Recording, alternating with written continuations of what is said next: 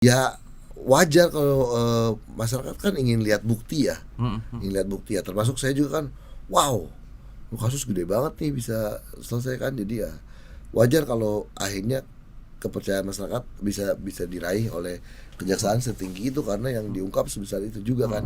Selain tadi yang memang kasus-kasus besar dihadapi gitu, tapi beberapa pemberitaan juga saya lihat ada yang Pak Jaksa Agung sekarang ke bawah lebih humanis. Kalau klub motor biasanya kan alam nih, keindahan alam. Iya. Sekali-sekali dasarnya dari statistik kejahatan itu. Oh, di daerah Bandung yang tingkat kejahatannya paling tinggi di mana? Kita roadshow ke sana itu, klub motornya. Ya. Dengan para jaksa. Oh, nanti kita kasih tahu. Oh, di sana banyak terjadi pencurian atau mungkin di sana bagus itu. Yang belum banyak tahu, donor kornea mata ini kita singkat aja donor mata aja. Oke. Intinya kalau kita bicara donor mata artinya itu yang didonorkan korneanya. Karena yang bisa didonorkan dari mata itu hanya korneanya saja.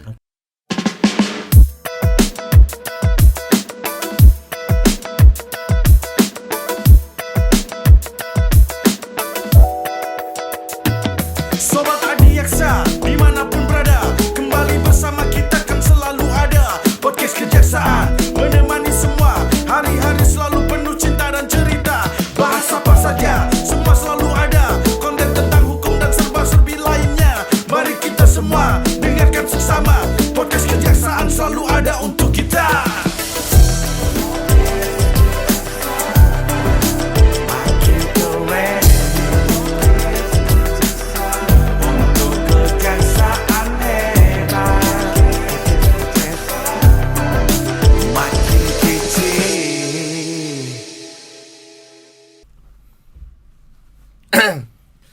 Kalau nyisir jangan depan saya dong, kayak Nah ini perundungan, ini namanya perundungan. lah ini udah pada dibilang udah di tag dari tadi ada masih nyisir. Enggak, soalnya aku pikir belum mulai. Kayaknya ngajain gitu.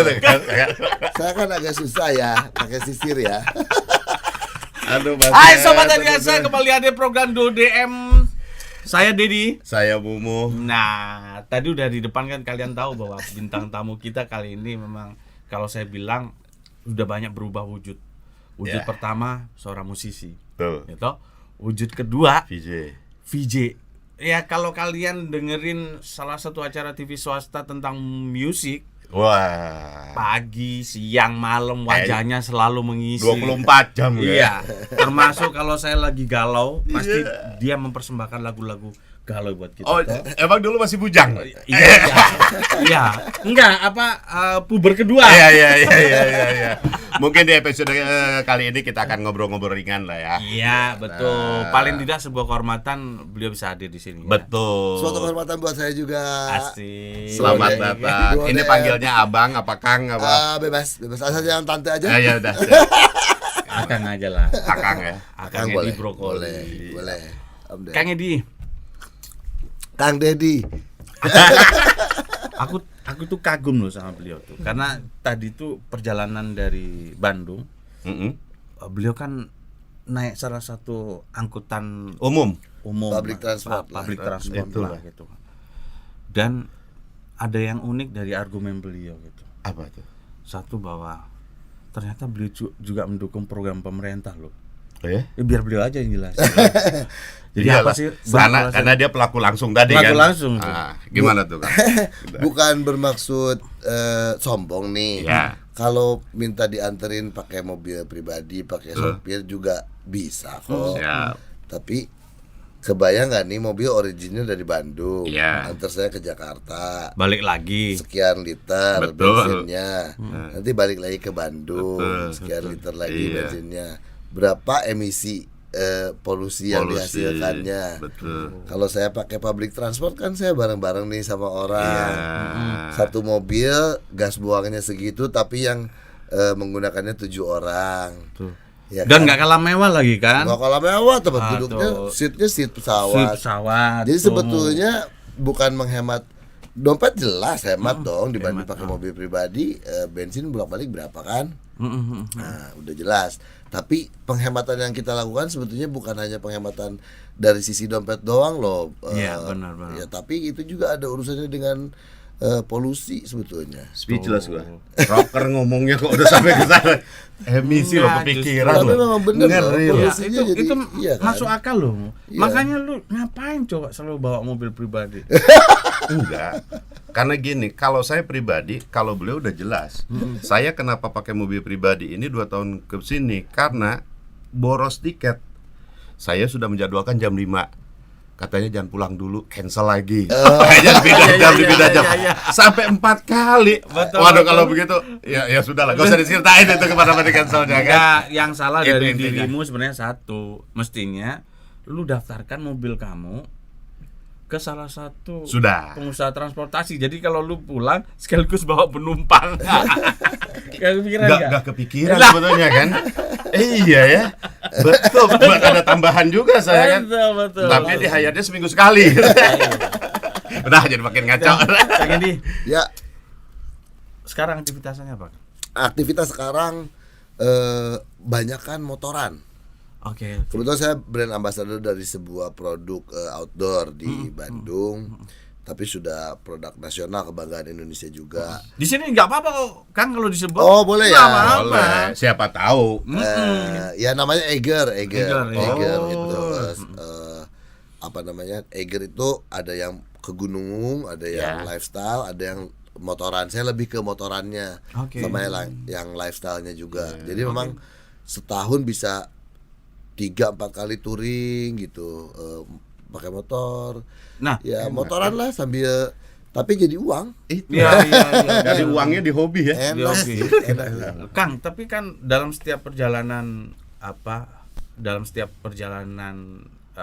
ya rekreasi, termasuk juga itu termasuk kegiatan ekonomis kan, ada nggak sih diselipin kegiatan-kegiatan yang bernuansa paling enggak peduli lingkungan gitu, Oh, program-program Minimal ada Selalu. sosialisasinya. Selalu gitu. contoh paling dekat memang motoran. Kebetulan nih mau motor, kita orang Bandung suka bilangnya memotoran ya. Tapi bukan geng lah, motor kan? riding. Bukan geng motor. Bukan. Terus. Saya ada di klub motor tapi Ada, bukan geng siap. motor. Kemarin terakhir motoran saya itu sama teman-teman, namanya urusan main jangan main-main. Oh. Ya. Hashtagnya gitu. Kita motoran dari Bandung ke Kabupaten Pangandaran sengaja memang untuk nanam mangrove. Jadi memang selalu kalau bisa ada tujuan positif ya sekalian aja gitu. Sengaja dari Bandung bawa, memang ada sponsornya, nanti Iya. uang sponsornya kita beliin benih mangrove, kita tanam. Kemarin gitu. Ada selalu unsur kegiatan motorannya yang selalu ada positif. Nilai positif buat lingkungan ya juga. Seru ya. Kayaknya gua perlu daftar ya, Mu. Iya. Emang ada waktu. Nah, Siapa itu tahu dia. bisa. Tapi motornya harus motor khusus atau? Enggak. Vario bebas. boleh? Boleh. Kok merek lagi? Gak apa-apa kan. Oh, nggak apa-apa ya. Sekarang Vario termasuk yang kandungan lokalnya tinggi. Oh iya. Boleh, tapi nanti tolong agak jaga jarak sedikit ya sama kita. Oh gitu ya. Bener juga, nggak rusak kan? Enggak. Kurang gagah. Ah, Enggak, iya, enggak. iya, Paling iya. enggak W175 Iya. lah. Bercanda sebetulnya jenis motornya apa, kita sih nggak masalahin. Pokoknya kita punya hobi motoran. Kadang memang cuma hanya untuk main, kadang promosiin wisata. Kemarin kita bikin namanya Main ke Jabar. Jadi kita pakai sepeda motor, kunjungin tempat wisata, kasepuhan adat, Iya. Wih, keren ya. pelepasan penyu segala macem, naik motor gitu. Jadi dengan motor tuh banyak yang bisa dikerjakan sebetulnya. Yang penting satu hobi, satu visi kan. Betul. Luar biasa. Emang ngomong-ngomong, hobi motor dari kapan sih? Wah, ini panjang nih. Nah. Dari kayaknya sih kalau pertanyaannya itu sepertinya dari SMA kelas 1, karena saya mulai merasa beda dengan orang lain, sementara yang lain senangnya Astrea Prima, Astrea Iya, Star, betul. Alfa 2R, GL Pro, Pada saat itu. RGR, RXZ, RX King. Iya. Saya pakai Vespa. Iya. Vespa PX 84, kayak Vespanya guru BP aja pokoknya. Iya, Atau iya, nggak iya, guru, iya, iya, guru iya. penjas biasanya. Iya. Oh betul. Betul. Dan paling susah itu Vespa. Bukan susahnya kalau naik Vespa itu kalau bocor. Wah itu sengsara. Nah, sengsara Oh iya, itu. bongkarnya? Bongkarnya. Salah. Enggak ya? Nah lo, karena kita nggak tahu ilmunya pada saat itu. Karena kan velgnya nggak ada kena jari-jari, nggak Oke. kena rantai, bisa dilepas kayak velg mobil. Ya tapi kan nidurinnya Oh, susah. Gampang, Berat. ini gampang. Berarti kita udah dibantu. Mulai besok kita beli Vespa. Enggak, karena saya juga sebetulnya dari SMA juga Vespa. Sampai ke Lampung saya nyampe. Iya. Cuma kok belum dapat ilmunya waktu itu gitu. Paling gampang soalnya bisa dicopot sama rodanya semua. Nah, itu kayaknya kalau ditanya hobi di situ kayaknya kenapa orang-orang motornya ini saya pilihnya Vespa. Tapi privilege-nya kelas 2 orang parkir di parkiran siswa, Iya. gua parkir di parkiran guru. Oh, lebih bawah. Jadi Iya. disangka ini motor guru. Iya, dikasih masuk sama penjaga sekolah karena Vespa jadi Vespa, iya. deretin betul. sama Vespa guru semua. Iya. Tanya, pasti dia punya serep platina itu tuh. Karena penyakit Vespa itu cuma Busi, platina. platina, pasti. Itu kayaknya berarti itu kurang lebih tahun 93 lah berarti. 93 ya. 93. Tapi memang kan dari SMP itu teman-teman bawa motor tuh suka pinjam. Iya. Ya gitulah pelanggaran sih sebetulnya. Lah ya jangan diikutin Jangan itu diikutin. sebenarnya karena itu kan harus punya SIM motor tuh. Terus gitu. Jangan diikutin sekarang jadinya ngelihat nih anak buat anak saya kan jadi kalau ngajarin sekarang saya ajarin dari umur 8 tahun udah saya ajarin motor tapi di gunung di tempat yang nggak ketemu orang lain gitu pakai full protection gitu. Yang tidak membahayakan dia dan Iya, betul. sekitarnya lah ya. Iya. Jadi jawabannya kurang lebih dari 93 lah. 93. Kang, Ya. saya kan harus berurut nih. Karena transformasi fungsi diri, jati diri. Wow. Ya fungsi Ya, diri toh. itu berat ya. Ya toh, kan berat nih. Kita ngeliat tuh bingung ini waktu pemetaan ini. Edi Brokoli sebenarnya sebagai apa sih ini terkenal gitu kan? Dulu Yang aku tahu VJ gitu kan. enggak, Aku dulu tahu. itu emang jadi maskot beliau. Zaman-zaman saya remaja itu SMA. Khususnya anak-anak Bandung loh ya. Oh, anak-anak Bandung, anak-anak Bandung. remaja pada saat itu. Dan sekarang kok menghilang gitu kan? Iya. Istilahnya kan menghilang. Kalau gitu. saya bukan menghilangnya karena beda zaman, beda fungsi yang kita jati diri kita kan pasti ada pergeseran itu. Tapi aku ngelihat beliau itu kan kita ngelihat juga dulu kan musisi. Betul. Kalau nggak salah grup bandnya itu Harapan Jaya. Harapan Jaya. Harapan Jaya. Sebenarnya Kang sampai sekarang masih bermusik nggak sih? Bermusik enggak, terakhir ngeluarin single solo 2014 udah cukup lama ya. 2014 ya. 2014. 2015 atau 2016 ada featuring di albumnya Erwin Sas. 2 lagu aja. Habis itu udah nggak ada lagi. Oke. Masih pengen cuman kalau harus bikin sendiri karyanya kayaknya enggak deh. Terus kalau bikin bentuk band enggak deh. Oh. Kalau udah ada lagunya saya tinggal bawain masih kalau lagunya bagus, Iya. cocok masih mau. Masih mau. Kang, Mau. tapi Nanti kan- kalian coba bikin lagu Iya. duo DM. Siap. Sampean kan musisi, ngerti musik. Ngerti. Saya juga ngerti semuanya. Dukun. Ngerti semuanya. Maksudnya ngerti yang saya nggak ngerti gitu kan. Jadi yang bikinin abang, sair abang, yang resmen abang, baru kasih ke dia. Saya bantu doa. Kalau ada yang kayak gitu kayaknya saya masih mau Oke. buat recording gitu, masih pengen. Beberapa obrolan sudah terjadi sih sama teman-teman musisi di Bandung untuk Iya. saya tantang mereka bikinin materi dong buat gua dong. Gua ayo mau gua rekaman lagi Kang. kalau materi udah ada gitu. Tapi kan rata-rata banyak musisi itu enggan berkarya lagi.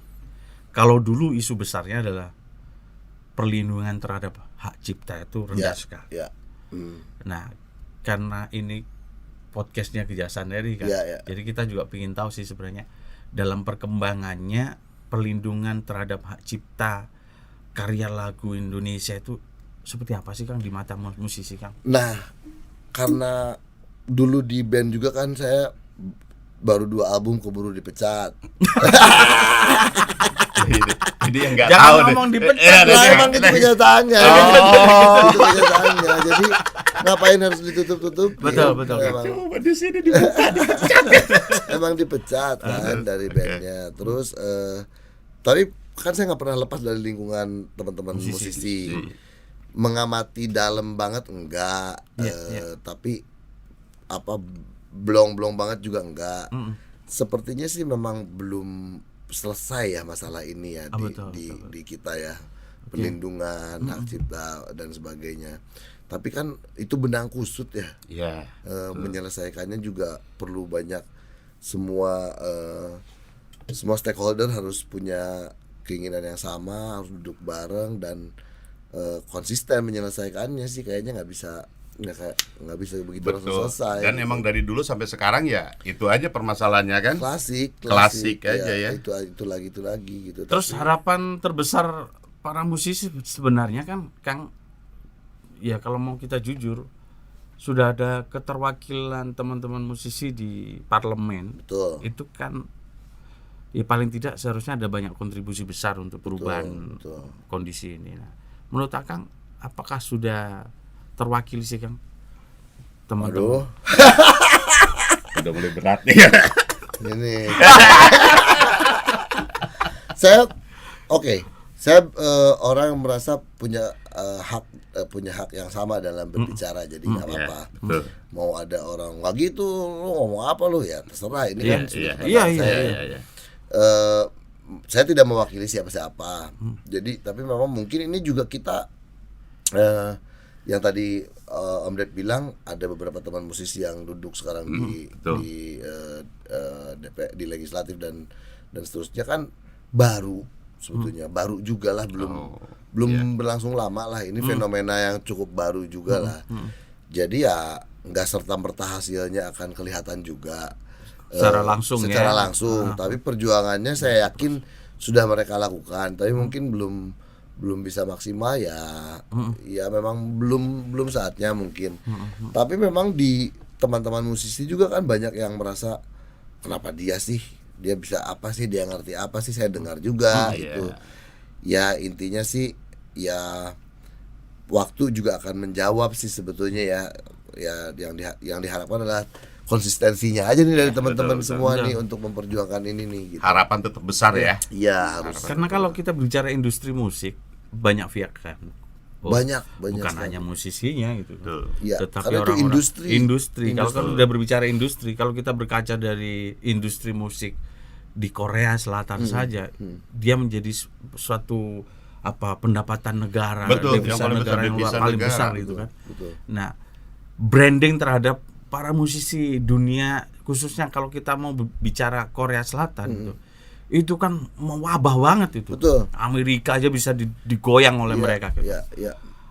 Menurut Akang itu Jepang Indonesia, Jepang kalah. Sekarang Indonesia itu sebenarnya punya potensi loh. Mas Ded, penduduk Korea Selatan berapa sih? Sedikit ya kan? Berapa benar. Susah googlingnya. Tapi berapa? Nggak sampai jutaan lah. Nggak sampai ratusan juta. Mereka pulaunya ada berapa sih? Iya. Ya kan? Nah itulah Indonesia itu memang. Atau karena survive karena potensi negaranya yang begitu minim, harusnya semua potensi yang ada akhirnya dioptimalkan mungkin ya. Ya itu sulit. Cuma 51 juta. 51 juta. Tidak lebih banyak dari Pulau Jawa. Iya. Kita 265 juta. Betul. Iya. Yang celakanya di kita jumlah penduduk itu malah jadi potensi pemasaran produk mereka kan gitu. Nah itu. Betul. Kok bisa? Jadi kalau bicarakan tadi bicara bagaimana pelaku musiknya dengan pemerintahnya bisa begitu solid dan sebagainya. Iya, betul. Lah itu orangnya cuma 51 juta kok. Iya. Ya, di kita kan betul. Rumit ya, susah susah tapi jangan menyerah ya gitu. Iya, benar. Emang tidak mudah. Bangsa ini besar. Betul. Akang kan sama Kang Sandiaga Uno juga dekat nih. Lumayan Mas Menteri kan. Mas Menteri. Nah, banyak program-program yang dibangun beliau itu kekinian lah. Artinya program-program yang menyentuh ke anak-anak muda itu. Apakah sekarang itu sudah terakomodir sih Kang? Teman-teman musisi itu Kang. Nah, ini kan namanya terobosan, beberapa terobosan. Sesuatu yang sifatnya terobosan, hal baru itu kan orang pasti perlu penyesuaian mengerjakannya.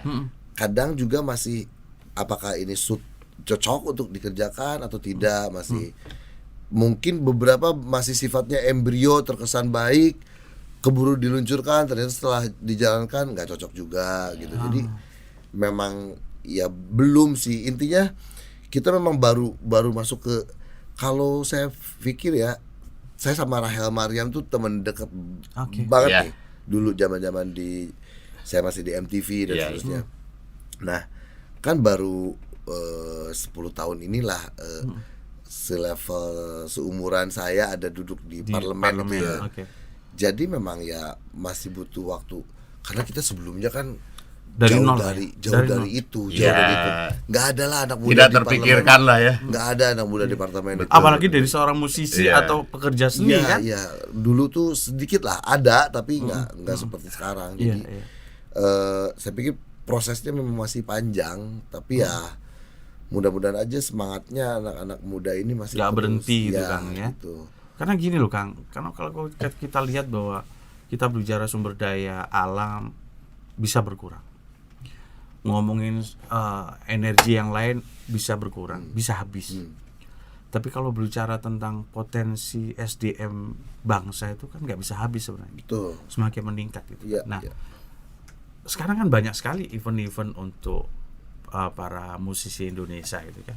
Kalau berbicara ada event-event apa namanya tertentu lah, si A B di TV sana, TV sini. Sampai jazz aja kan di Jakarta Iya, itu. tapi kan itu kayak program-program yang sudah ada di luar negeri gitu loh. Iya. Nah, di kita kan event-event nasional yang buatan kita sendiri belum pernah jadi embrio menjaring potensi musisi Yang lahir asli dari gitu. kita sendiri. Iya, Dari kalau kita sendiri. kayak Indonesia Tit gitu kan, ada.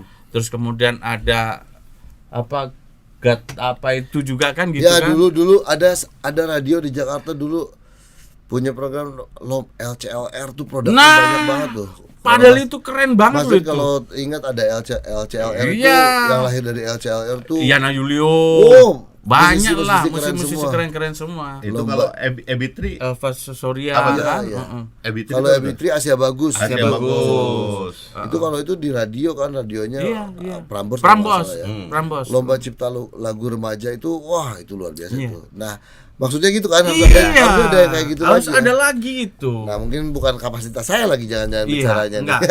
Tapi Teman-teman kan musisi ada nih. ide besar kan. Iya iya. Iya, Minimal teman-teman kan musisi. Kang Edi ini kan ya dia lahir dari musisi sama PJ juga kan, PJ-nya juga PJ musik Iya, kan iya, dulu iya, kan iya. udah mengerti, paham lah perkembangan Ta- musiknya. Tapi kayaknya semangatnya lagi mau ke sana lagi loh sekarang, Gitu ya? kelihatannya udah mulai banyak geloranya lah di teman-teman muda. Justru ini. kalau yang kita lihat sekarang yang banyak jendela untuk menuju sukses itu, kalau menurut saya nih stand up comedy, Kang. stand up comedy, Stand up iya, comedy itu iya. banyak melahirkan artis-artis baru, Dan lagi booming saat lagi ini kan. booming kan. lagi gitu. booming. booming. Sempat booming banget kemarin, sempat agak bungkam juga Iya, karena mereka betul. takut kena pasal. Iya, Ya, iya Ya kan? betul. Iya, katakan di situ kan. Soleh Solihun itu akhirnya berhenti dari Ya, panggung karena betul. Tapi kalau nggak salah Akang juga sempat masuk ke dunia itu ya. cuma di challenge sekali Oh, doang. Di challenge sekali. Susah banget itu Itu butuh suatu hal talenta yang ya kan, saya cita-cita saya pengen jadi seniman yang bisa mengerjakan banyak hal lah ya. Pure entertainer, jadi Pure, betul. nggak harus musisi, nggak Iya. harus cuman acting Aktor. doang, tapi pengennya bisa semuanya, pengennya. Pengennya. Dulu tuh cita-citanya begitu. Begitu dikasih tantangan untuk stand up comedy itu susah banget. Susah ya. Beda banget dengan host, MC gitu. Iya. Dikasih waktu 5 menit tapi nggak harus tak boom, tak boom, nggak boleh ada. Betul. Waduh itu susah. Saya salut semua sama stand up comedian betul, tuh. ya. Nah memang kemarin booming banget. Terus akhirnya banyak yang ke film, banyak yang sukses juga ya di film juga kan. Iya. Tapi show stand up komedinya sih belakangan agak begini lagi setelah banyak yang kena Nggak bisa leluasa. ujaran kebencian lah, inilah Betul, itulah. Nah di Kejaksaan RI kayak gimana sih kalau Enggak. soal ujaran kebencian dan sebagainya? Kalau di kita kan itu sudah diatur dalam apa? Sudah ada aturan hukumnya. Sudah ada Pak. aturan, sudah ada pakemnya lah istilahnya. Ya, itu jadi kan artinya nggak boleh sara, nggak boleh sara, menimbulkan kebencian, menebar kebencian segala macam, sebenarnya gitu. Ya minimal tidak bikin gaduh Cuman kan aja, kalau dalam perkembangan politik hukum di Indonesia sebenarnya bukan kayak gitu loh, Kang. Sebenarnya pemerintah juga sudah memberikan keleluasaan. Yang dilarang oleh pemerintah itu kalau udah keterlaluan. Ya, sampai menggiring opini atau kadang justru yang begitu yang lucu kan gitu. Yang lucu dan kekinian gitu. Tapi kan kita lihat beberapa kegiatan stand up justru di tempat Di salah kementerian satu Di kementerian, di dewan, Dewan, di kepolisian juga Iya, ada iya, gitu kan. ada, iya. Di kejaksaan yang kita belum pernah undang ya gitu. Nah, teman-teman stand up comedian, Iya, banyak apa isu-isu aktual yang memang bisa diangkat dalam forum itu. Betul. Sebenarnya kalau kita sih ngelihat teruslah kalian berkarya gitu. Nggak ada kalau kesan sampai takut sampai terkena pasal Iya, undang-undang asal jangan sampai fitnah aja. Iya, Itu aja kan. jangan menebarkan Jangan kebencian. betul. Nggak Iya, ada iya. masalah. Kalau mereka kan sempat memang agak takut gitu Ya, begitu. betul. Apa-apa langsung kena pasalnya penistaan agama lah. Iya, betul. Kemudian menyinggung suku agama ras, padahal memang kadang-kadang memang itu obrolan sehari-hari aja Iya, sebenarnya. iya, betul. Cuma ketika dibawa ke panggung kok jadi lain Jadi gitu. lain. Betul. Karena itu semua bergantung framing. Iya, betul, Nah, iya, itu. betul. Makanya Dan kebetulan framing kan kita- sekarang banyak medsos juga. Kadang-kadang medsos juga kan ada yang tujuannya kan gak jelas nih. Iya, netizen Betul, itu memang suka gitu juga lagi. Padahal tuh kalau kita cermat, saya seneng banget sama stand up komedian materi-materinya. Emang fresh gitu, Out of the lucu-lucu. box sekarang. Dan sebetulnya itu mengajarkan kita untuk tidak mudah tersinggung, jangan terlalu serius, udah nggak cukup apa menerima setiap- perubahan, menerima apa namanya, ya artinya gini, kita harus membuka hati ya untuk membuka itu hati, santai aja gitu, bahwa memang orang itu beragam, berbeda pola pikirnya dan sebagainya, nggak harus jadi berantem, bawa ketawa aja gitu tuh udah Apa bagus sih gitu ya. istilahnya Ki? Itu punchline ya? Stand up punchline. Stand up punchline segala itu macam udah itu. gitu. Jadi kita memang harus sekali-sekali kita lah ya yang stand up. Coba susah loh, Cuma susah ya. susah loh. Kepikiran Susah, aja betul. kita susah, Bang. Bingung. Itu tapi Dwiki pernah tuh jadi stand up komedi. tingkat RT ya, Ki. Enggak sih. Coba Ki sekarang Ki, sini Ki. Ayo coba bisa gak, Ki? Susah loh itu, susah banget loh. Harus mikirin bridge, punchline-nya, habis punchline masuk lagi, nggak boleh ada jeda tuh. Susah Dan banget. yang terpenting kalau menurut saya itu harus kuat mental itu. ya ketika orang nggak ketawa. Iya, betul. Pas kita gak lucu tuh, waduh. Kalau kita Atau- langsung down kan. Bukan. makin Atau pas hancur. lucu tapi bikin orang lain marah gitu. Karena saya mengemari ini stand up comedy itu memang dari udah lama banget ya. Nonton stand up komedian di Amerika gitu. Wah, itu mereka kalau bicara sara lebih sara lagi dari anak-anak Indonesia yang teman-teman saya kenal. Tapi memang mereka udah konsumsinya begitu mungkin. Di kita memang tidak terbiasa aja, tapi Iya. pelan-pelan akan jadi biasa lah lama-lama lah. Gitu. Kang Edi, Ya. Udah. kalau kita tadi ngulik tentang Kang Edi itu kan. Sekarang saya yang ngulik. Iya, kejaksaan. karena kan? sekarang gini Kang, kejaksaan seperti sekarang akan tahu itu kan, akan Ya. masuk tadi kan juga deg-degan. Kejaksaan kayak apa ya nanti? Serius, gua mau sampai deg-degan masuk Iya, kejaksaan. tadi Iyalah. sempat ngomong. Ini Emang situasi- ada apa kok bisa deg-degan? Loh, gini ya. Nah, Mungkin ya di banyak orang, di banyak kepala orang, di banyak pikiran orang ketika dengar kejaksaan tuh langsung kebayang nggak mobil truk hijau ada tulisannya kejaksaan, bus Mobil besar, tahanan gitu. ya ada tahanan, kerangkanya. tahanan kan, itu kan yang ada di kepala tuh pertama. Terus bapak-bapak berseragam hijau itu kan itu, terus meja hijau, palu dan sebagainya lah itu. Mindsetnya kan di kepala kan itu, yang ada di pikiran pokoknya kasus hukum. Kasus hukum kan. Jadi ketika saya tadi dibilang saya mau dijemput ke travel dari Bandung, ini jemputnya pakai mobil apa? Kan nggak lucu kan kalau kayak OTT. Bahasanya jemput lah gitu kan. Jemput kan. Padahal jujur ya, tim kreatif ya. Rencana kita tuh sebenarnya kayak begitu tuh. Nah kan. Cuman takut sok aja Iya, kan. betul. Iya, nah itulah nanti kan ada malah di apa agak sedikit di pelintir, waduh katanya kan, Iya kan? di brokoli dijemput Nah kan tiba-tiba media ada di situ kan. Sekarang kan semua orang jadi media dengan handphonenya masing-masing. Betul. Terus langsung rame tiba-tiba. Kang, tapi kan dijemput ke jaksa. jadi jadi memang image-nya di entah di saya entah di masyarakat banyak. Iya. Mungkin yang nonton juga berpikirnya begitu, kalau kejaksaan berarti ada kasus hukum, ada permasalahan hukum. Iya. Gitu yang Nah, sekarang kan Akang udah Lah bukan gitu Mas Dedi, dengan pikiran belum Mas Kang Edi aja seperti itu, berarti masyarakat kan nggak jauh beda. Berarti kita yang kurang sosialisasi berarti enggak, ya. tapi nggak mesti Nggak yang mesti saya itu. omongin benar juga kan, ini kan saya karena saya emang nggak Iya tahu kan banyak kita ambil aja. sampelnya kan memperwakilkan. Iya. tapi Kang Edi Ya. kalau Gitu. ngelihat saat ini ada dari berita, dari koran, dari radio, dari apa media mainstream, apa aja deh. Menurut Kang Edi kejaksaan seperti apa sekarang, Kang? Yang belakangan saya ikutin memang soal pengungkapan kasus korupsi itu ya yang menjadi lembaga negara yang paling dipercaya saat ini oleh masyarakat untuk kasus korupsi, karena kemarin baru mencatat kasus korupsi yang besar kan.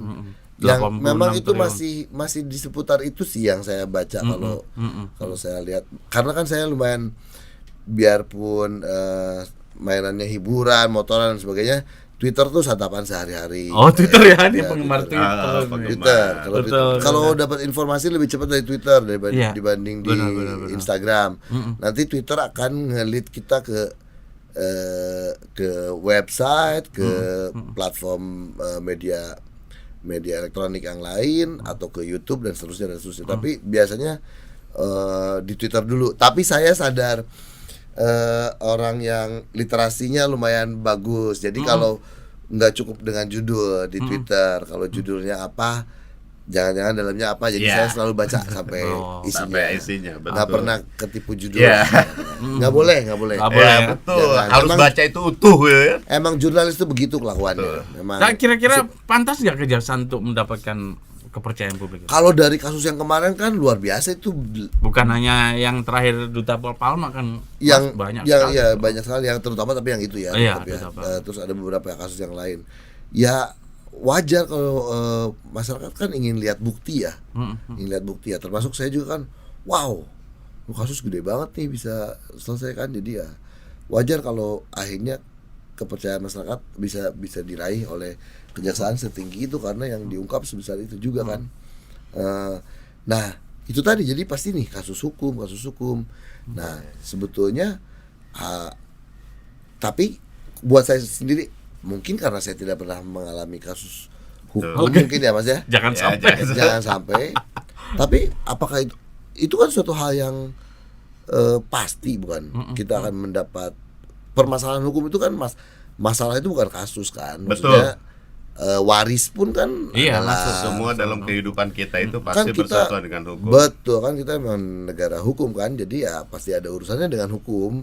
Tidak berarti yang berurusan dengan hukum itu negatif gitu maksudnya. Iya, Ya kan, selain tadi yang memang kasus-kasus besar dihadapi gitu, tapi beberapa pemberitaan juga saya lihat ada yang Pak Jaksa Agung sekarang ke bawah lebih Humanis. lebih humanis. Jadi kasus-kasus yang kok ini urusan sepele aja sampai harus kena hukuman sekian, itu kayaknya udah mulai nggak ada nih. Sekarang Kang Edi tuh sebetulnya sudah tahu nggak sih kejaksaan tuh bahwa kita juga punya program-program pencegahan. Nah ini penting, pencegahan. Tadi kan Kang Edi nyinggung Pencegahan nih. penting. Di kehidupan kita kan pasti bersentuhan dengan hukum. Pasti. Hukum waris kadang-kadang, Betul. hukum keluarga, hukum apapun ada. Nah, Kang Edi tahu nggak bahwa kita itu sebetulnya di cabang di kantor-kantor kejaksaan negeri yang ada di kabupaten kota, di Kejati itu, kita itu ada pos pelayanan konsultasi hukum gratis loh Kang. Gratis ya. Gratis.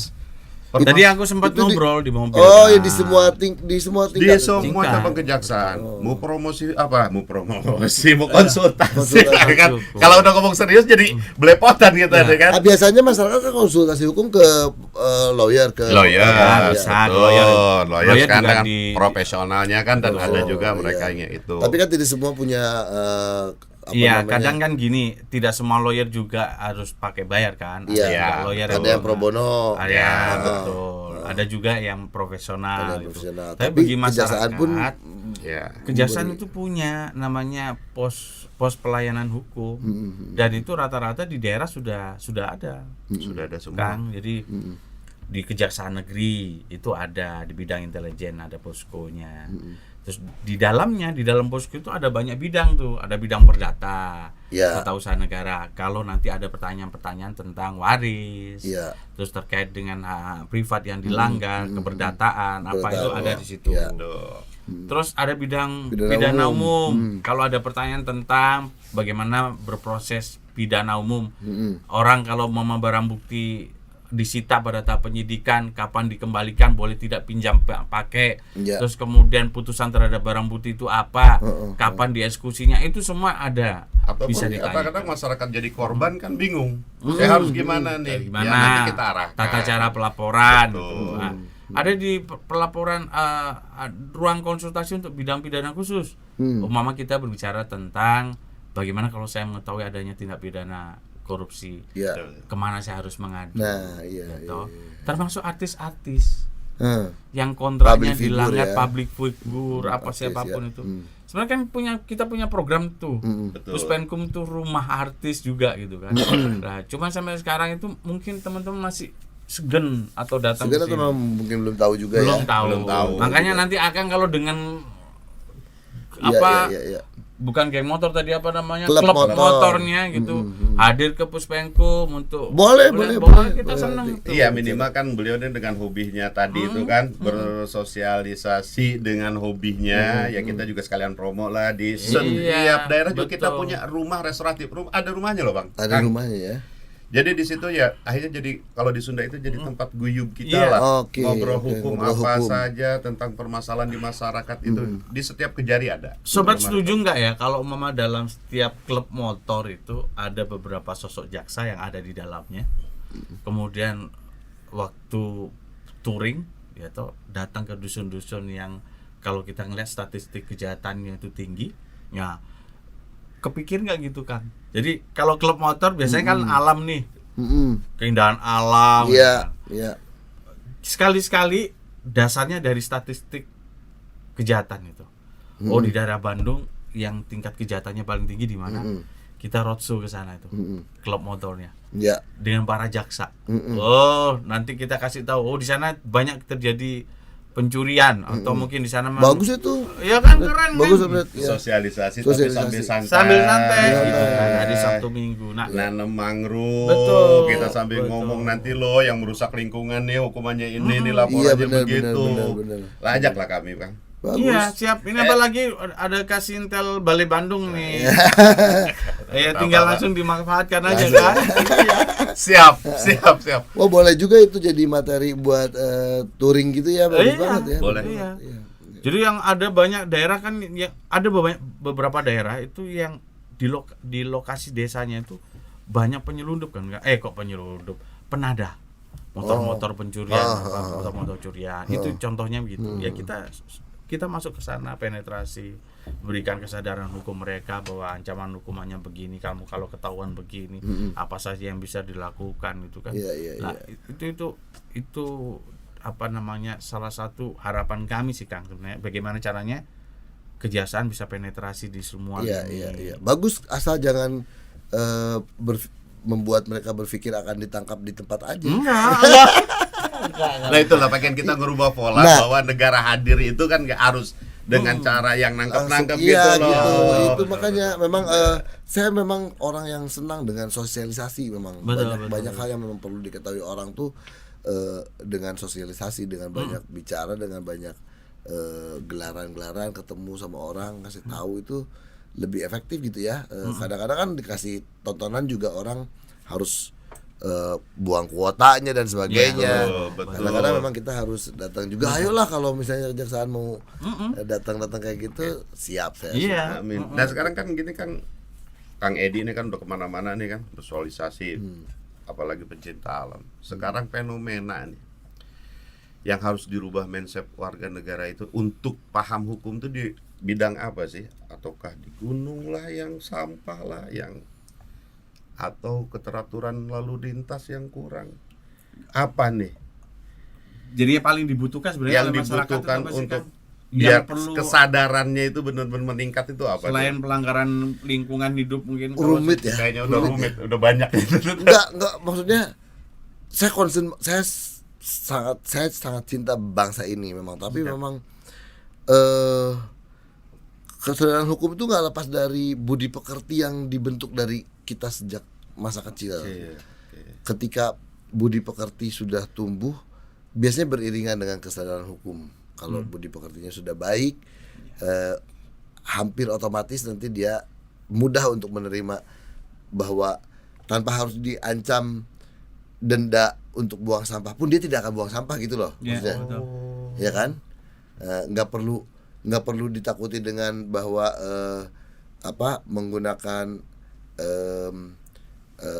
tempat nyebrang zebra cross untuk kita berhenti di situ tuh tanpa harus dikasih tahu pun. Kalau dia udah tertanam budi pekertinya baik sejak kecil, nggak usah dengan ancaman-ancamannya gitu loh. Jadi kesadaran hukum itu harus ditanamkan dari sejak kecil. Tapi dari budi pekertinya. Budi pekertinya ya. Mungkin klise ya, Om Ded, Om, bahwa di Jepang itu anak kelas 1 sampai 3 hanya diajarin budi pekerti. Kelas 1 SD sampai 3 SD itu hanya diajarin budi pekerti. Tok. Nggak ada matematika, nggak ada apa, hanya bahasa, budaya, budi pekerti, sopan santun, bagaimana bermasyarakat, bagaimana ke orang tua, bagaimana ke alam. Nah, itu 3 tahun hanya belajar itu tuh. Mungkin banyak yang udah dengar, mungkin juga ada yang belum. Karena belajar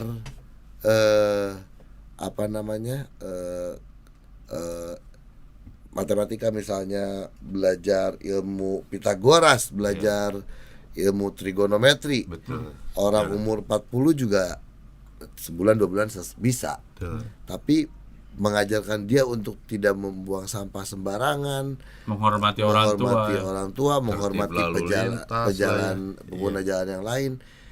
Ketika dia sudah menjadi dirinya yang tidak menghargai itu semua di umur 30, kemudian disuruh belajar itu susah pasti.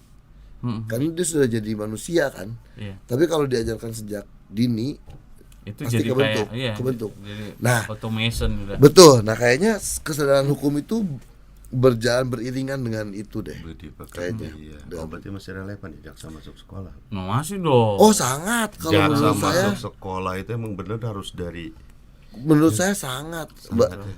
Bagaimanapun juga kita kan dari SD, dari itu kita kan dikasih tahu kita tuh negara hukum.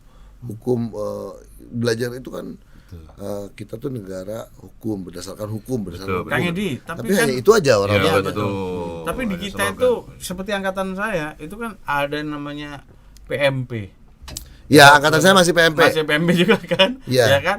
PMP. Ada kan dipikir Nggak ada dia PPKN. PMP, PPKN. PPKN ya. udah paham kan generasi mereka Iya. itu ya. Terus Padahal sama kita. terus Kita masih pendidikan moral ya, kita Pancasila. kan SD itu PMP itu begitu wah kita harus hafal sampai Saya kita di pernah madrasah ngomong, juga pernah dulu akidah Iya. akhlak ada. Akidah Akidah akhlak terus, ada. terus kemudian ada juga budi pekerti itu yang dituangkan dalam bentuk pendidikan agama kan. Pendidikan agama. Jadi, itu termasuk upaya pemerintah dalam membangun karakter bangsa yang lebih berbudi pekerti gitu Betul, kan. betul. Nah, kurang banyak porsinya. Porsinya Jadi kurang keserang saya banyak. aja. Iya, betul. Saya aja waktu itu PMP-nya jelek. Iya. Kan orang tua lebih kamu matematika harus bagus. Betul. Ya kan? Ininya biologinya bagus. PMP-nya enggak. Sama orang tua enggak disuruh. Iya, Iya kan? Iya. Betul. Enggak jarang sih orang tua nanya PMP kamu berapa. Iya. Ya. Matematika yang ditanya. Betul. Ilmu pasti malah yang ditanya. Matematika yang ditanya, biologi yang ditanya, fisika yang ditanya. Orang tua ya kita sama Mas tadi bilang. Iya. Oke, kita diajarin PMP segala macam sama sekolah. Bahwa pemerintah sudah memikirkan itu. Tapi orang tua kita juga nggak gitu sama Iya, kitanya. betul. Nggak nanyain PMP kamu berapa. Nggak ada. Iya. Betul. Saya ngulang loh di kuliah apa? Di kuliah kita apa namanya? Berarti Kalau di kuliah kan itu masuk ke MKDU ya. Enggak ada. MPDU ada tapi ada Tapi bukan PMP tapi ada pokoknya. Saya ngulang loh. Pancasila lah ada. Pancasila lah ada pokoknya. Pancasila lah. Ngulang loh itu saya. dasar, iya. Ya, ya. Ngulang itu. Betul. Padahal kalau sebagai anak bangsa gitu kan sejak kecil lahir di Indonesia gitu, Betul.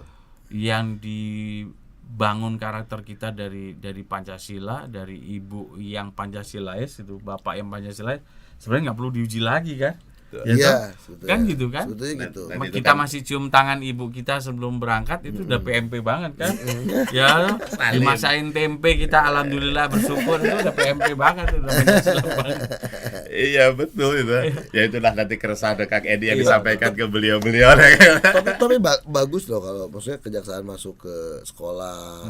Kita punya program itu, Pak. Lah, Jaksa masuk sekolah ada, jaksa masuk pesantren. Pesantren, ada bagus, semua bagus pokoknya banget, kita bagus. ada, dan itu mudah-mudahan tahun depan itu ada dukungan anggaran yang cukup ya Mu ya. Betul. Karena kita juga lebih masuk ke RPJMN, di situ juga ada pembangunan hukum yang menjadi tanggung jawab kejaksaan juga di dalamnya kan Kang.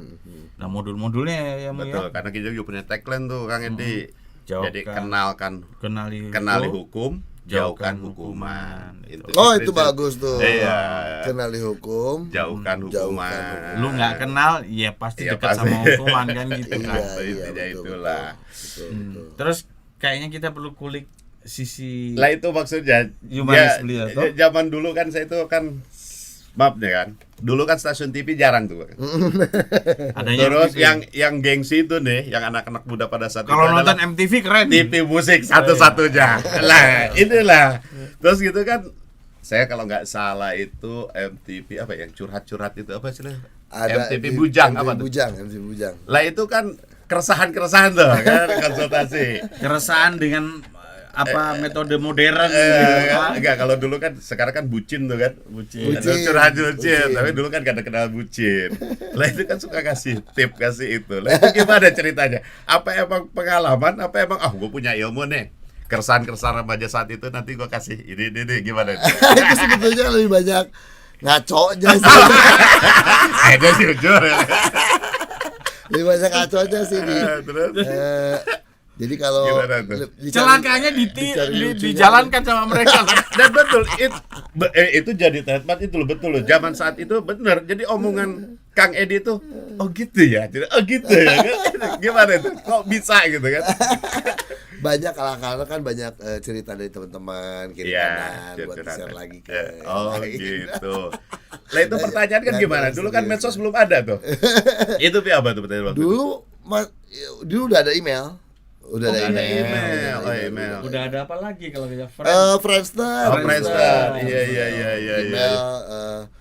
Kalau nggak salah Yahoo Messenger udah ada deh. Yahoo Messenger Ya, ada. Sudah ada. Sudah ada. Sudah ada. Itu sendiri itu. Itu ide. Banyak kan masih via fax ya waktu itu. Oh, via Fax, fax. ya. Oh iya betul Masih fax lebih banyak email via ya. fax. Ya, Ya, fax email baru ke Yahoo Messenger mungkin. Gimana itu cara ngejawab itu? Emang spontan atau Ada tim kreatif juga. Oh, ada tim kreatif ada juga. spontan juga. Oh, jangan dianggap beliau tahu semua. Saat itu kan dianggap PJ cerdas ini kan. Dan memang cuma beliau aja yang menonjol pada saat Nggak, itu. jujur Rambutnya. Ya rambut. Cuman saya bingung waktu itu MTV itu parameternya apa memilih beliau. Karena waktu itu kan dari VJ yang cantik-cantik tuh, nyata tiba-tiba dikasih yang penampilannya maco banget gitu kan. Keribol. Dia mau ngomong gua nggak seganteng VJ yang sebelumnya. Nggak apa-apa mas. Enggak. Ini bully gitu kan. Memang saya nggak pernah merasa ganteng. Iya. Tapi saya keren. Ya, itu betul. Kalau ganteng relatif. Betul. Kalau keren absolut. Enggak. Tapi Betul. jujur kalau beliau dulu itu penampilannya memang unik kan. Iya, betul. Saya yakin kalau yang seperti kondisi sekarang itu beliau jadi trendsetter untuk SCBD. Iya. Ya pasti tuh. Kan dulu banyak yang niru beliau tuh. Rambutnya kan anak muda Indonesia. Kenapa harus CBD lagi? Kalau masih mentalmu masih ada ya. Masih Sudah, deg-degan. udahlah. Sekarang udah tetap dulu. Nah, bener sih. Yang sekarang kan timbul lagi tuh kan, Ya, rambut-rambut. Ya Betul. kebetulan sih sebetulnya saya kebetulan pada saat itu juga yang punya rambut kribo ada beberapa juga yang lain selain saya. Kebetulan saya paling dulu masuk TV. Karakternya mungkin. lebih karakternya lebih kuat lah. Alhamdulillah lah itu rezeki. Kebetulan Nah, pertama itulah. kali masuk TV terus Tapi kan nggak gampang Bang bisa diterima di MTV itu. Iya, Paling nggak harus ada kemampuan memahami semua genre musik. iya kan jalurnya ngeband dulu terus bandnya dipanggil jadi di interview. Orang-orang kreatif MTV kan lihat waktu itu ini vokalisnya begini amat nih, manusia apa nih gitu. Awalnya. Iya kan. Dulu rambut segede gini mas, Oh iya. gede banget dulu rambutnya. Orang nomor 2 rambut setelah Ahmad Albar kan Iya. gitu. Badan saya juga lebih kurus terus rambutnya gede banget segede gini terus jadi kan orang semua emang shock waktu itu lihat rambut saya tuh gede banget terus di challenge lah di depan kamera kayak gimana. Oke, disuruh jadi tandemnya co-hostnya Salah Sehan waktu itu. Kayaknya kepake terus tes cam. Kebetulan waktu itu TV itu akan mengudara 24 jam untuk pertama kalinya di Indonesia butuh VJ baru. Jadi dipanggil ya memenuhi syarat biarpun masih harus dipoles oleh mereka. Ya. Jujur memang semuanya karena look memang, tapi setelah look punya kemampuan bicara di depan kamera juga itu yang mungkin gak Itu semua ya. orang bisa kan. Usia 20-an ya saat itu ya? 20 berarti itu 24 ya 23 ya. Berapa tahun sih Bang di MTV? Di MTV 2 tahunan lah, 2 tahun 2 setengah. tahun. 2 tahun. Udah dapat rumah di Pestur tuh kontraknya. Nah itu kan, nah ini Sobat Adiaksa mungkin kan gak ada yang tahu banyak juga namanya sebenarnya kan Edi Hidayatullah itu kan bagus banget. Iya. Kok jadi ada Edi Brokoli? Nah, itu gimana? Itu kan Gimana? di dunia entertain aja kan. Ya. Om dan Om kan kalau saya tampil sebagai newscaster di stasiun TV berita pakai Edi Hidayatullah rasanya oke. Bukan berarti saya tidak mensyukuri nama yang dikasih oleh Iya. orang tua nih, tapi Betul. nama panggung memang Iya. nggak cocok, Iya. bukan. Betul. Saya nggak bilang nama itu jelek, itu Betul, nama bagus bagus banget. sangat Iya. bagus, Sangat sangat bagus. Tapi untuk dunia entertain yang saat itu ya TV musik, terus bandnya juga namanya Harapan Jaya, aliran musik. Tapi Bapak nggak komplain kan? Enggak, karena tahu kan itu hanya nama panggung. Ya, nama-nama panggung, betul. Toh tetap di kalau googling ya Edi Hidayatullahnya tetap keluar kok gitu. Tapi sesuai dengan nama beliau yang asli, Hidayatullah ya. Itu sebenarnya seharum apa yang beliau lakukan. Ya, Bro. emang. Nah, sobat, kita harus tahu bahwa kalau kita lihat, kalau kita browsing di beberapa media online itu ada yang menarik diangkat dalam podcast kita, yaitu pertama beliau salah satu tokoh, kalau saya ngomong tokoh publik yang punya komitmen kemanusiaan. Jadi klub-klub yang biasanya anak muda hanya sekedar hura-hura, Teriak-teriak, tidak ya, dia toh rubah dirubah mindsetnya menjadi sebuah klub itu yang peduli terhadap kemanusiaan. apa aja sih itu kan? Nah, itu yang pertama. Yang kedua, saya pernah baca itu beliau punya komitmen untuk dirinya sendiri. Jika saya wafat, saya akan donorkan mata saya, 2 kornea mata saya untuk sesama. Wih, ini luar biasa. Saya baca itu tadi kaget. Kang bisa ceritain kayak apa sebenarnya itu Pas Kang? baca gini, aku tersentuh. Tersentuh. Jangan dalam-dalam tersentuhnya. Aku sudah berumah tangga.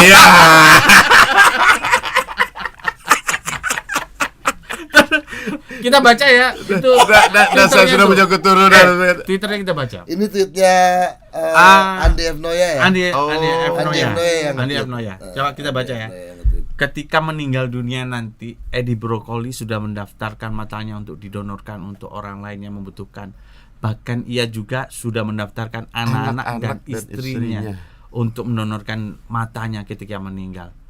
Begini, saya Waktu tampil merinding, di- Kang. Saya waktu merinding. tampil di jujur. Kick Andy, ya. Ha-ha. Jadi ceritanya gimana, Kang itu? Ceritanya ini waktu kita masih banyak nih. Enggak, masih cukup, Pak. Aman, pokoknya terserah buat Kang Edi. Ini memang banyak yang belum tahu, termasuk waktu tayangan Kick Andy cukup lumayan dapat respon bagus ya. Tapi donor kornea mata ini memang belum sepopuler donor darah. Karena pertama pergerakan dari bank matanya juga tidak sekencang PMI mungkin Ya. Betul. dalam mensosialisasi. Kalau PMI kan lebih simpel kali ya, karena donor darah cukup. Betul. Rumit itu juga saya pernah pelajari, agak rumit juga nih pergerakan bank mata. Padahal usia bank mata juga sudah 50 tahun kalau nggak salah. Cuman PMI lebih bergerak lebih cepat untuk donor darah. Ini. Memang donor kornea mata ini satu yang belum banyak tahu. Donor kornea mata ini kita singkat aja donor mata aja. Oke. Intinya kalau kita bicara donor mata artinya itu yang didonorkan Korneanya. kornea. Karena yang bisa didonorkan dari mata itu hanya korneanya saja. Oke. Jadi kita buat singkatnya donor mata. Nah, ayah saya itu dari saya waktu SMP sudah melakukan apa yang sekarang saya lakukan ke anak saya yang masih SD. Oke. Jadi mendaftarkan saya sebagai calon pendonor kornea mata. Jadi sejak saya SMP saya sudah punya kartu donor mata itu, calon pendonor mata. Nah, bagaimana dia ngajak bicaranya adalah ini ada kamu nanti kalau udah meninggal ikut seperti ayah nih. Jadi nanti kamu matanya didonorkan. Gini-gini. Kakek kamu juga udah ikut. Nah, waktu kakek saya meninggal juga waktu itu diambil juga matanya untuk didonorkan. Kakek saya 2, yang satu berhasil sampai ke penerima, yang satu keburu rusak di tengah jalan. Itu sudah lalu, sudah zaman dulu banget. Nah, karena dicemplungin begitu sama orang tua, sama sang ayah, jadi saya lanjutkan perjuangannya. Tapi kemudian kan semua keluarga besar juga keajak dan mulai nih perlahan-lahan teman-teman saya juga, saya udah daftar Kang Edi, itu menyenangkan sih buat saya. Buat saya sih simpel gini aja, Om Ted, Om. Jadi ada satu konsep yang keren menurut saya, opportunities. Kan kita diajarkan untuk menjadi manusia yang bermanfaat bagi manusia yang lain. Bukan hanya slogan. Bukan hanya slogan. Selagi memang ayah saya juga sering banget mengingatkan itu, jadilah manusia yang bermanfaat untuk orang lain, jangan untuk dirinya sendiri aja. Untuk alam sekitar, untuk manusia yang lain, itulah manusia yang paling bermanfaat. Itu entah itu ada dalam sunnah atau ayat Al-Quran atau apapun. Saya pikir semua agama mengajarkan itu. Saya pikir sih itu bukan masalah agamanya, tapi itu mah manusia mah harus punya itu memang. Namanya manusia harus punya semangat untuk memberi manfaat bagi manusia yang lain. Ketika hidup kita berusaha untuk itu. Nah, ada satu konsep, pada saat kita meninggal kita masih punya manfaat untuk orang lain. Menurut saya konsepnya keren banget. Wow. Bahkan ketika sudah tak berdaya pun kita masih punya kesempatan untuk bermanfaat bagi orang lain. Saya ambil kesempatan itu. Menurut saya sih hanya sesimpel itu aja sih, Tapi menginspirasi loh, Kang. ya semoga. Saya harinya jadi berpikir untuk diri saya sendiri loh. Betul. Cuma yang jadi saya masalah itu kan ini, anak Kang Edi yang didaftarkan calon kan masih SD tuh. Anak Kang Edi sendiri sudah tahu tuh. Sudah. Gimana cara menyampaikan? Mudah seperti barusan Begitu. gitu aja. Dan langsung menerima gitu. Langsung menerima gitu. Kang, Luar itu biasa. sebenarnya penderita gangguan kornea itu di Indonesia ada berapa sih? Itu bisa untuk dipergunakan bagi yang buta. Ini kalau ngomongin donor mata ini Kak, jangan-jangan kita perlu episode terpisah nih. Tapi nggak apa-apa. Bocoran-bocorannya saya obrolin sedikit. Nanti kalau ada perlu episode khusus lagi. Iya, betul Kak. Ya mancing biar kita sering ngundang Kang Edi. Biar sering main ke sini. Karena donor mata seru banget sih sebetulnya, seru banget. Jadi data 2015 kalau nggak salah, di Indonesia itu tingkat kebutaan tuh 3 juta orang atau 2 juta orang, 2 juta.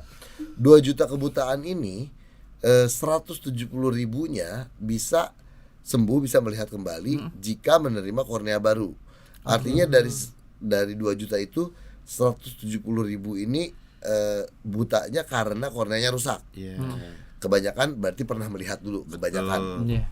Kebanyakan. Karena rusak kornea itu biasanya akibat gagal operasi katarak, terpapar sinar matahari terus menerus dan seterusnya. Jadi memang biasanya sempat melihat dulu. Ada juga yang korneanya rusak sudah sejak lama, ada juga. Nah, dari 170.000 ini bisa melihat kembali jika menerima kornea baru. Artinya dari seperti orang-orang seperti saya ini gitu. Dan keluarga saya dan teman-teman lain yang sudah menjadi calon pendonor mata gitu. Nah, data ini kan sekarang pendaftarnya yang seperti saya, Mas Om, baru 17.000. Dan banyak juga loh, 17.000 itu. Loh, dibanding 170 masih jauh. Ya jauh lah ya. Cuma masih 10%. 10%. Dan matinya kapan kan nggak tahu. Iya, benar. Beda dengan donor darah nih. Donor darah itu labu darah itu idealnya di satu negara itu 2% ketersediaannya dari jumlah penduduk keseluruhan. Ya, jumlah penduduk keseluruhan. Jadi kalau kita 250 juta harus ada 5 juta labu setiap tahunnya. Nah, itu di Indonesia lumayan fluktuatif, tapi belakangan di angka 4 juta terjaga lah gitu. Itu kan orangnya ada terus standby. Ya kan? Setiap ada kebutuhan darah orang siap untuk donor darah. 60 hari sekali donor, 60 hari sekali donor. Nah, ini ada 170.000, ada 17.000. Yang ini meninggalnya kapan kita nggak tahu. Iya. Sama yang ini diminta cepat meninggal nggak boleh. Benar. Iya kan? Nah, jadi idealnya paling enggak sama. 170 berbanding 170 paling tidak. Minimal. Itu pun tetap meninggalnya nggak tahu kapan. Lebih bagus lagi kalau di atasnya. Ya, Ini dan PR. paling enggak kan nanti itu ada siklus usia juga berpengaruh kan. Siklus usia apa nih? Artinya kan ada yang niat donor mulai kecil tuh. Oh, nanti usianya dia kan membesar. panjang dia Ya, kan. ya, Dia ya. kan usianya nggak tahu meninggalnya kapan Iya, kan. iya. Sedangkan yang membutuhkan usianya yang tua gitu. Iya. Keburu meninggalkan yang tua gitu kan. Iya, Nah, iya. artinya kan siklus usia Betul, juga berpengaruh di betul, situ betul. kan. Nah, ini yang lagi saya perjuangkan. Terima kasih juga di sini Duo DM udah kasih kesempatan saya ngomongin ini, karena ini perjuangan masih panjang tapi kalau tunggu-tungguan ini Bang Mata belum ini, pemerintah belum ini, nanti nggak jalan-jalan. Jadi saya setiap ada kesempatan untuk bicara sosialisasi saya omongin aja. Nggak apa-apa, kerjanya nanti masih sporadik, nggak bareng-bareng ya. Yang penting orang tahu dulu aja, karena kalau orang udah tahu sebetulnya hanya ngobrol 5 menit, besoknya juga orang mungkin aja kalau emang udah wah mau tahu langsung daftar gitu. Ya, siapa tahu bermanfaat. Coba disampaikan ke Sobat Adiaksa. Ya. Kalau ada calon yang mendonor tuh kemana nih kita harus berangkat? Cari Bank Mata terdekat aja di kota masing-masing. Ada. Biasanya ada, harusnya ada. Oh, Bang Mata. Oh, ke ya. Bank Mata. Ke Bank Mata ya. Kayak di Bandung ada Bank Mata Cicendo, atau cari rumah sakit Mata, spesialis mata. rumah sakit ada rumah sakit mata, tanya aja biasanya di setiap kota ada lah, insya Allah di kota-kota besar terutama ya. Nah, terus manfaatnya lagi, hebatnya lagi kan ini kan donor kornea mata ini nggak manja seperti donor darah. Kan donor darah B harus ke B, Betul. AB harus ke AB, O harus ke O. Ini kan nggak peduli golongan darahnya apa. Tingkat keberhasilannya berapa persen sih, Kang? Hampir 90% ya. Oh, kalau 90% Hampir ya 90%. manfaat ya. Banget. Dan karena kita ketersediaannya sedikit, jadi kita jarang mengalami kornea mata itu keburu rusak sebelum nyampe ke penerima, karena memang yang butuhnya banyak, pendonornya sedikit. Nah, saya tuh ada di grup keluarga donor mata yang dari innalillahi ke alhamdulillah tuh prosesnya cepat. Maksudnya gimana itu, Kang? Innalillahi telah meninggal dunia. Beliau adalah donor kornea mata.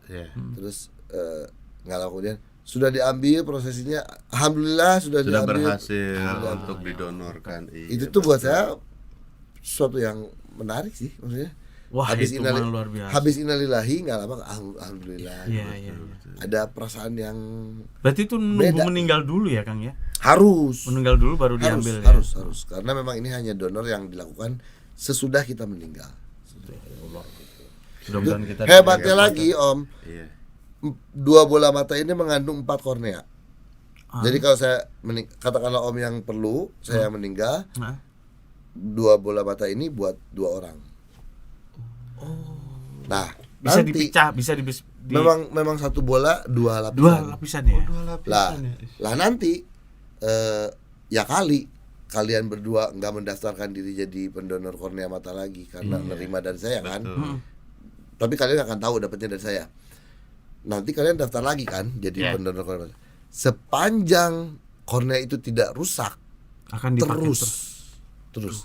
Ini kan kalau di Muslim insya Allah menjadi amal jariah yang tak Waduh, terputus. nggak terputus.